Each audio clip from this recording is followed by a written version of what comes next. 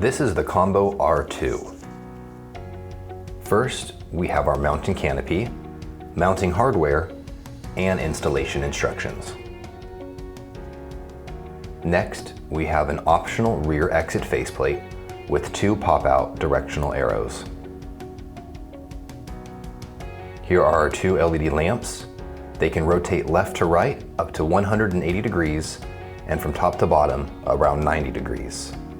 On the top is where we can install our mounting canopy, and on the side we have our testing button and LED indicator light.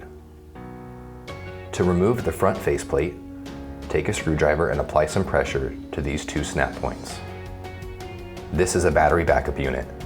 This unit also comes available in self-testing and remote head capable. Here is the battery. Make sure to attach the battery to the circuit board during installation. For our wiring, we have black 120, our red 277, and the white common or ground. The back blank faceplate can be used as is for rear flush mounting.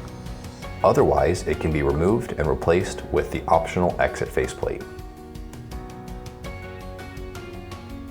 Take notice of 2 internal snap points which need to be released in order to remove the back faceplate.